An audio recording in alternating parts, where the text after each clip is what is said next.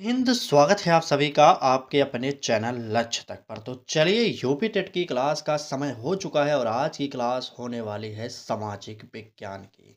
अगर आप भी इस बार पेपर 2 की तैयारी कर रहे हैं तो यह क्लास आपके लिए बहुत ही ज़्यादा इम्पोर्टेंट होगा। यहाँ पर हम टॉप 50 प्रश्नों की चर्चा करेंगे और आपके पेपर में 60 प्रश्न पूछा जाता है तो आज हम 50 प्रश्न देखेंगे। ठीक? और सारे के सारे प्रश्न जो है बहुत ही महत्वपूर्ण है। कुछ प्रश्न हैं जो टफ वाले हैं, कुछ प्रश्न हैं जो एकदम सरल वाले हैं, कुछ हैं मीडियम वाले भी हैं, ठीक है? तो चलिए फटाक से क्लास को शुरू करेंगे। यहाँ पर एमसीक्यू प्लस वन लाइनर दोनों का समावेश होगा। ये रहा क्लास का पहला प्रश्न। कहा जा रहा है कि संविधान का सर्वोच्च न्यायालय किसे कहा जाता है? संसद को, राष्ट्रपति को, सुप्रीम कोर्ट को या लोकसभा को? जल्दी से बताइए कि संविधान का सर्वोच्च न्यायालय किसे कहा जाता है? तो चलिए, बिल्कुल, जितने भी लोग राष्ट्रपति को बता रहे भाई साहब आपका उत्तर गलत है। उत्तर जो होगा सुप्रीम कोर्ट, क्योंकि न्यायालय सबसे बड़ा होता है हमारा संविधान का रखवाला। और सबसे बड़ी न्यायालय की बात किया जाता है तो सुप्रीम कोर्ट है, यही सर्वोच्च न्यायालय है। आपको पता है कि कहीं से भी हाई कोर्ट का केस होता है, अगर कोई हारता है तो डायरेक्ट वह सुप्रीम कोर्ट जाता है। उसके बाद अंतिम जो निर्णय होता है सुप्रीम कोर्ट का वह पूरे देश पर लागू हो जाता है। जैसे आपके यूपी में शिक्षक भर्तियों का ही मामला देख लीजिए। प्राइमरी से सुप्रीम कोर्ट ने बीएड वालों को बाहर कर दिया है। लेकिन जो यूपी टेट का नोटिफिकेशन निकला है वहाँ पर तो उनको टेट देने का परमिशन दे रहे हैं ये लोग। लेकिन कोई फ़ायदा नहीं, क्योंकि सुप्रीम कोर्ट जो निर्णय करता है वह पूरे देश के लिए लागू होता है। ठीक है? इतना जानते रहिएगा। चलिए, फिलहाल आगे बढ़ते हैं, देखते हैं अगला प्रश्न क्या कह रहा है। न्यायिक पुनरावलोकन क्या है? अगर आपसे ये पूछा जाए तो नोट करिएगा, न्यायिक पुनरावलोकन होता है कानून की, बिल्कुल, कानून की समीक्षा। ये होता है हमारा न्यायिक पुनरावलोकन। अगला प्रश्न देखिए, यह शक्ति किनके पास है? तो न्यायपालिका के पास ये शक्ति है कि वह किसी भी कानून की समीक्षा कर सकती है। तो नोट करिएगा, न्यायपालिका। ठीक? उत्तर न्यायपालिका हमारा बिल्कुल सही होगा। चलिए आगे आइए, देखते हैं हमारा अगला प्रश्न क्या कह रहा है। कहा जा रहा है भारत में मानसून की अनियमितता अकाल का कारण बन सकती है। और आर वाला कह रहा है कि भारत की कृषि वर्षा पर निर्भर है। अब आपको यहाँ पर बताना है कि कौन सा सही होगा और कौन सा गलत है। तो नोट करिए, सबसे पहले पहला कथन देखिए, ए वाला क्या कह रहा है कि भारत में मानसून की अनियमितता अकाल का कारण बन सकती है। बिल्कुल, किसी भी समय भारत में मानसून आ जाता है, ये बहुत ही समस्या का कारण है। ठीक है?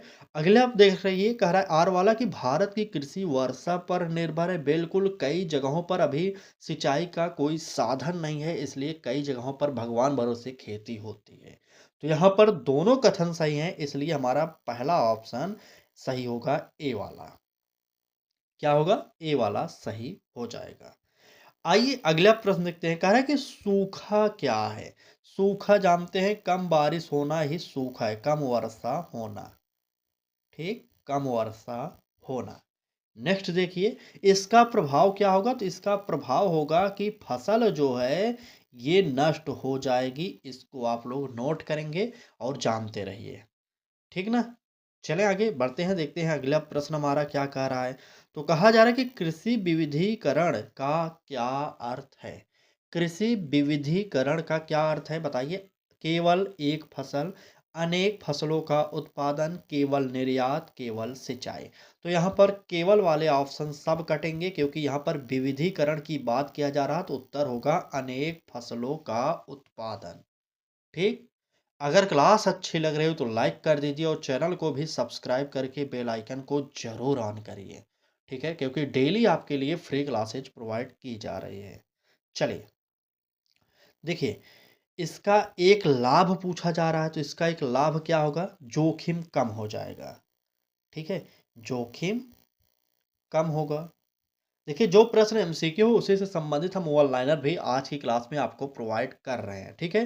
भारत में इसका एक उदाहरण अगर आप देखना चाहते हैं तो क्या देंगे? बहुफसली। क्या होगा? बहुफसली खेती। ठीक है? खेती जिसे आप मिश्रित खेती भी कहते हैं ना, नाम सुने होंगे ना? चलिए, बिल्कुल। अगला प्रश्न देखिए, कह रहा है कि दिल्ली सल्तनत में दीवान ए अर्ज किससे संबंधित था? वित्त से, सेना से, न्याय से, धर्म से? चलिए, दिल्ली सल्तनत में दीवान ए अर्ज किससे संबंधित था? तो नोट करिएगा, प्रश्न संख्या 4 का उत्तर ये संबंध था सेना से। बी वाला ऑप्शन बिल्कुल सही होगा। चलिए देखते हैं वन लाइनर क्या कह रहा है। तो वन लाइनर में कहा जा रहा है, यह विभाग किस कार्य के लिए था? तो आप लोग नोट करेंगे, यह जो विभाग था ये था सेना भर्ती के लिए। ठीक, सेना भर्ती के लिए यह विभाग बनाया गया था। अगला प्रश्न, इसे किसने व्यवस्थित किया था? तो इसे व्यवस्थित करने वाले जो थे वो थे कौन? इल्तुतमिश। कौन था? इल्तुतमिश था। चलिए आगे आइए, देखते हैं हमारा अगला प्रश्न क्या कह रहा है। तो कहा जा रहा है कि मानव पूंजी का निर्माण कैसे होता है? धन से, शिक्षा व स्वास्थ्य से, भूमि से, उद्योग से? प्रश्न संख्या 5 का उत्तर बताइए कौन सा सही होगा। चलिए, मानव पूंजी का निर्माण कैसे होता है? प्रश्न संख्या 5 बिल्कुल उत्तर कुछ लोग ए भी दे रहे हैं, कुछ लोग बी भी दे रहे हैं। देखिए, अगर बात मानव पूंजी का निर्माण कैसे होता है ये पूछा जाए आपसे, तो उत्तर ध्यान रखिएगा, शिक्षा और स्वास्थ्य से। धन प्रॉपर्टी नहीं होता हमारा, आपको पता होना चाहिए। चलिए आगे बढ़ते हैं। शिक्षा का क्या महत्व है? तो ज्ञान वृद्धि होता है शिक्षा के द्वारा। ठीक, ज्ञान वृद्धि। अगला प्रश्न, स्वास्थ्य कैसे प्रभाव डालता है? तो कार्य क्षमता जो है ये घट जाती है। अगर आपका स्वास्थ्य गड़बड़ होता है तो आपकी कार्य क्षमता घट जाती है। इस प्रकार के भी प्रश्न आपके यूपी टेट में पूछा जाएगा। यकीन करिए, एक बार अगर नहीं यकीन आता तो एक बार पिछली परीक्षाओं के प्रश्न पत्रों को देख लीजिए, जो पिछले सालों में कराई गए थे। पिछले साल क्या, 2021 वाला ही पेपर देख लीजिए, आपको पता चल जाएगा।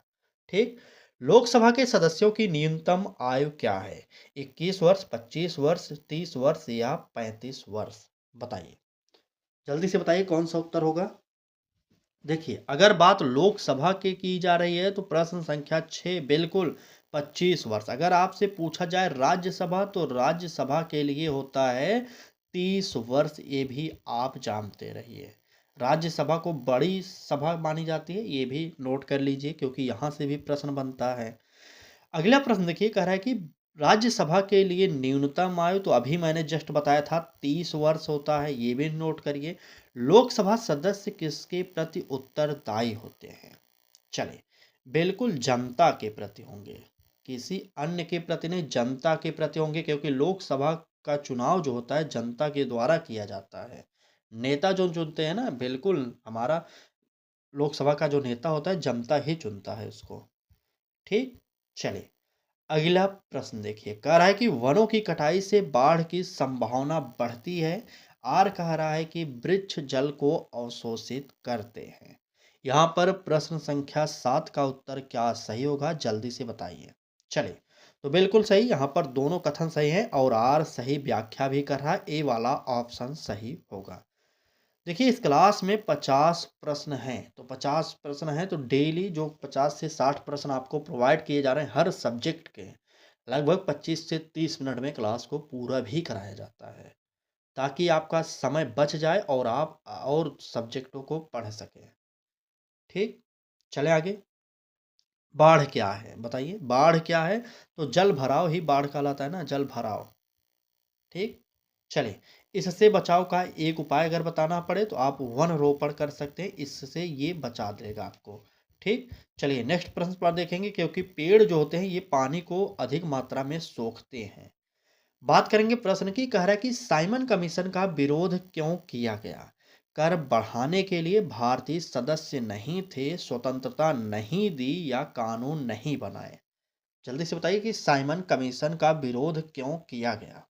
चलिए, प्रश्न संख्या 8, तो नोट करिएगा, साइमन कमीशन का विरोध इसीलिए किया गया था क्योंकि यहाँ पर कोई भारतीय सदस्य नहीं था। चलिए आगे बढ़ते हैं और देखते हैं हमारा अगला प्रश्न क्या कह रहा है। तो कहा जा रहा है कि साइमन कमीशन कब आया? तो साइमन कमीशन आया था 1928 में। ठीक है, अगला प्रश्न देखिए, इसका एक परिणाम क्या हुआ? तो इसका जो है व्यापक विरोध हुआ था, यही इसका परिणाम हुआ। ठीक। क्यों विरोध हुआ? क्योंकि इसमें कोई भी भारतीय सदस्य नहीं था, इसलिए इसका विरोध किया गया था। तो नोट करिएगा, साइमन कमीशन भारत 1928 में आया था। अगला प्रश्न देखिए, कह रहा है कि मुद्रा का प्राथमिक कार्य क्या है? संग्रह है, विनिमय का माध्यम है, मूल्य का मापक है या भुगतान है? चलिए, मुद्रा का प्राथमिक कार्य, प्रश्न संख्या 9। तो नोट करिएगा, मुद्रा का प्राथमिक कार्य जो होता है विनिमय का माध्यम है, क्योंकि आप भी जानते होंगे लेन देन का माध्यम है ना मुद्रा, बिल्कुल। बी वाला ऑप्शन सही होगा। आगे चलते हैं, देखते हैं अगला प्रश्न क्या कह रहा है। कहा जा रहा है कि संग्रह किस प्रकार का कार्य है? बताइए। तो विनिमय, विनिमय नोट करिएगा। ठीक, ये इकोनॉमिक्स के शब्द हैं, थोड़ा सा टफ लगेगा लेकिन आपको समझना पड़ेगा, क्योंकि कुछ प्रश्न आएगा आपके इकोनॉमिक्स से भी। मुद्रा का एक उदाहरण अगर आपको देना हो तो मुद्रा द्वितीयक होता है, ये आप जानते रहिए। ठीक, चलिए आगे चलते हैं, देखते हैं हमारा अगला प्रश्न क्या कह रहा है। जलवायु को कौन प्रभावित करता है? आपको ये बताना है जलवायु को कौन प्रभावित करेगा। तो अक्षांश, ऊंचाई, समुद्र से दूरी, उपरोक्त सभी। अक्षांश, ऊंचाई, समुद्र से दूरी, उपरोक्त सभी। चलिए, बिल्कुल प्रश्न संख्या 10 का उत्तर कुछ लोग डी दे रहे हैं भाई साहब, कुछ लोग बी भी दे रहे हैं। तो नोट करिएगा, जलवायु को जो प्रभावित करता है अक्षांश भी करेगा, ऊंचाई भी करेगा, समुद्र से दूरी भी करेगा, यानी कि उपरोक्त सभी हमारा ऑप्शन सही होगा। ठीक, उपरोक्त सभी, बिल्कुल। अगला प्रश्न देखिए, अक्षांश का क्या प्रभाव होता है? अगर आपसे ये पूछा जाए तो बिल्कुल तापमान, क्या होगा? तापमान होगा। प्रभाव तापमान पर पड़ता है, इसको नोट कर लीजिए। ऊंचाई बढ़ने पर तापमान पर क्या प्रभाव पड़ता है? तो तापमान जो है ये घटता है। ठीक है, अक्षांश का प्रभाव तापमान पर पड़ता है, सबसे पहले उसको नोट कर लीजिए। उसके बाद अगर पूछा जाए ऊंचाई बढ़ने पर तापमान पर क्या प्रभाव पड़ता है, तो तापमान घटता है।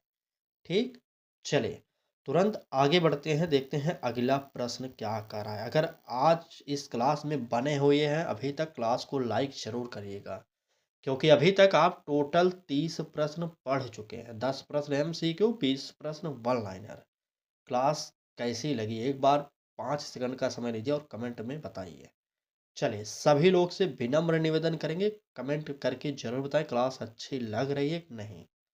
ठीक, चलिए, बिल्कुल ठीक है भाई साहब, ठीक। चलिए, क्लास को आगे बढ़ाते हैं, देखते हैं अगला प्रश्न। बाकी आपकी इच्छा है, अगर लाइक शेयर सब्सक्राइब कर रहे हैं ठीक है, नहीं कर रहे हैं तब भी ठीक है, बस आप पढ़ाई करिए, डेली करिए। ठीक, चलिए प्रश्न देखिए, कह रहा है कि स्वतंत्रता का अधिकार किन अनुच्छेदों में है? 12 से 17, 14 से 18, 19 से 22, 23 से 24। प्रश्न संख्या 11। चलिए, बिल्कुल, स्वतंत्रता का अधिकार 19 से 22 में इसका वर्णन किया गया है। नोट करिए, सी वाला ऑप्शन हमारा सही होगा। ठीक, अनुच्छेद 19 में क्या है? बताइए। स्वतंत्रता है। क्या है? स्वतंत्रता, इसको नोट कर लीजिए। अनुच्छेद 22 में क्या है? तो गिरफ्तारी है। गिरफ्तारी, गिरफ्तारी, गिरफ्तारी क्या है? निरोध है, बिल्कुल गिरफ्तारी निरोध है। चलिए, नेक्स्ट प्रश्न पर चलेंगे, देखेंगे क्या कह रहा है हमारा अगला प्रश्न। कहा जा रहा है, गुप्त काल में किस क्षेत्र में प्रगति हुई? विज्ञान, कला, साहित्य, उपरोक्त सभी। गुप्त काल की बात किया जा रहा है, किस क्षेत्र में प्रगति हुई थी, आपको ये बताना है। चलिए जल्दी से उत्तर बताइए कौन सा सही होगा। प्रश्न संख्या 12। चलिए, बिल्कुल, तो नोट करिएगा, अगर बात किया जाए गुप्त काल में किस क्षेत्र की वृद्धि हुई थी, तो कला की भी हुई थी, विज्ञान की भी, साहित्य की भी, सभी की हुई थी। उपरोक्त सभी, डी वाला ऑप्शन बिल्कुल सही हो जाएगा। आगे आइए, देखते हैं अगला प्रश्न। आर्यभट्ट किससे संबंधित थे? तो आपको पता होना चाहिए, ये खगोल वैज्ञानिक कह सकते हैं इनको, नहीं तो गणितज्ञ कह लीजिए, कुछ भी कहिए भाई साहब। ठीक, गणितज्ञ थे। अगला प्रश्न, कालिदास जो है किस क्षेत्र से संबंधित थे? तो साहित्य से इनका संबंध था। ठीक, चलिए नेक्स्ट प्रश्न देखते हैं। कह रहा है कि जैव विविधता का संरक्षण क्यों आवश्यक है? आर्थिक लाभ, पर्यावरण संतुलन, भोजन या उपरोक्त सभी। आपको बताना है जैव विविधता का संरक्षण क्यों आवश्यक है। जल्दी से बताइएगा, जल्दी से एकदम। बिल्कुल, देखिए प्रश्न संख्या 13 का उत्तर सभी लोग एक तरफ से सही दे रहे हैं क्योंकि यहाँ पर उपरोक्त सभी होगा। ठीक है, डी वाला ऑप्शन बिल्कुल सही हो जाएगा। चलिए, वन्य जीव संरक्षण का एक उपाय बताना है आपको, बताइए। तो ये अभयारण्य है। बिल्कुल, अभयारण्य, अभयारण्य है, ठीक है। एक संकटग्रस्त प्रजाति का नाम बताना है, तो बाघ इस समय हमारे देश का जो राष्ट्रीय पशु है, ये थोड़ा सा संकटग्रस्त है। इसको आप लोग नोट कर लेंगे, ठीक। सरकार इस पर ध्यान दे रही है। चलिए, अगला प्रश्न देखते हैं। कह रहा है कि यहाँ पर पहला कथन कर रहा है कि लोकतंत्र में कानून का शासन होता है, और आर कथन कर रहा है सभी नागरिक कानून के समक्ष समान होते हैं। 14वें प्रश्न का उत्तर क्या होगा, सभी लोग जल्दी से बताएंगे। चलिए, बिल्कुल, प्रश्न संख्या 14 का उत्तर बताइए। तो यहाँ पर बिल्कुल जितने भी लोग ए ऑप्शन बता रहे हैं उन्हीं का सही होगा। अगर आपके पेपर में इस प्रकार के प्रश्न आ गए ना, तो यकीन मानिए अगर यहाँ से पढ़े होंगे तो सेम प्रश्न यहीं से आने वाला है, ठीक। तो यहाँ पर ए ऑप्शन सही हो जाएगा। कानून का शासन क्या है, अगर आपसे ये पूछा जाए तो कानून का शासन क्या है, कानून के द्वारा शासन चलाया जाता वही तो होगा ना। अगर इसका एक महत्व पूछा जाए तो न्याय इसका एक महत्व है। न्याय और समानता, ठीक, समानता ये इसका महत्व है। कानून के द्वारा शासन चला जाता है, इसलिए कानून शासन कहलाता है, ये इंपॉर्टेंट नहीं है। चलिए आगे आइए, देखते हैं अगला प्रश्न। राष्ट्रीय आय का उपयोग किसके लिए होता है। आर्थिक स्थिति जानने के लिए, कर निर्धारण के लिए, योजना निर्माण के लिए, उपरोक्त सभी। बताइए, राष्ट्रीय आय का उपयोग किसके लिए होता है। प्रश्न संख्या 15 का उत्तर बिल्कुल, अगर बात की जाए राष्ट्रीय आय का उपयोग तो आर्थिक स्थिति जानने के लिए, कर निर्धारण के लिए, योजना निर्माण के लिए, यानी कि उपरोक्त सभी। डी वाला ऑप्शन सही हो जाएगा, ठीक। चलें आगे, बिल्कुल बिल्कुल। चलिए आगे बढ़ते हैं और देखते हैं हमारा अगला प्रश्न क्या कह रहा है। कहा जा रहा है कि पठार की विशेषता क्या है। समतल, ऊंचाई है, गहराई है, ढलान है, जल भराव है। बताइए तो, पठार की विशेषता क्या है। प्रश्न संख्या 16। तो बिल्कुल पठार की जो विशेषता होगा, कितने लोग उत्तर सही दे रहे हैं हम देखना चाहेंगे, एक बार जल्दी से कमेंट करिए सब लोग एक तरफ से। तो चलिए, बिल्कुल ए सही उत्तर आ रहा है भाई साहब। चलिए, यहाँ पर समतल ऊंचाई होगा, यानी कि ए वाला ऑप्शन बिल्कुल हमारा सही हो जाएगा, ठीक। भारत का सबसे बड़ा पठार कौन सा है, अगर बात इसकी की जाएगी, भारत की जा रही तो यहाँ पर दक्कन का पठार, ठीक। चलिए, दक्कन का पठार नोट करिए। लावा पठार क्या है, बताइए। ये लावा पठार का मतलब होगा ज्वालामुखी पर पठार, ठीक है, ज्वालामुखी, ठीक है, ज्वालामुखी पठार, इसको आप नोट करेंगे। चलिए, आज की क्लास का आखिरी प्रश्न देखेंगे क्या कह रहा है। हमारा एक ही सिद्धांत है कि कम समय में आपको अधिक से अधिक प्रश्न प्रोवाइड किए जाए। और हाँ, एक बात को ध्यान रखना, अगर आपको भी यूपी टेट में अच्छा स्कोर करना है तो आपको अधिक से अधिक प्रश्नों के बारे में जानना पड़ेगा, क्योंकि यूपी टेट ज़्यादातर प्रश्न जो होता है फैक्चुअल पूछता है। आप देखे होंगे, नहीं देखें तो देख लीजिए एक बार प्रीवियस ईयर, क्योंकि किसी भी परीक्षा की तैयारी करने से पहले हमें उस परीक्षा के प्रीवियस प्रश्नों को समझना चाहिए, ठीक है। चलिए, संविधान का निर्माण किसने किया। संसद ने, संविधान सभा ने, न्यायालय ने, या राष्ट्रपति ने। चलिए, संविधान का निर्माण किसने किया, बताइए। बिल्कुल, संविधान सभा ने किया था। हमारा उत्तर जो है बी वाला ऑप्शन सही हो जाएगा। संविधान सभा का गठन कब हुआ, तो 1946 में हुआ था, ये आप जानते रहिएगा, ठीक है। इसके अध्यक्ष कौन थे, तो डॉक्टर राजेंद्र प्रसाद थे इसके अध्यक्ष, बिल्कुल, राजेंद्र प्रसाद, ठीक है। तो ये रहा आज की क्लास। सामाजिक विज्ञान की यह क्लास आपको कैसी लगी ज़रूर बताइएगा। अगर अच्छी लगी हो तो लाइक कर दीजिएगा, चैनल को भी सब्सक्राइब ज़रूर करिए और डेली हमारे साथ जुड़िए क्योंकि आपके लिए डेली फ्री क्लासेज प्रोवाइड कर रहे हैं हम अपने यूट्यूब चैनल लक्ष्य तक पर। जिस प्रकार से हमने आपको सीटेट में सफलता दिलाई, यकीन करिए उसी प्रकार से आपको यूपी टेट में भी सफलता मिलने वाली है। ठीक। चलिए फिलहाल आज की क्लास को यहीं पर समाप्त करते हैं। कल फिर मिलेंगे एक नए क्लास के साथ। तब तक अपनी तैयारी जारी रखिएगा।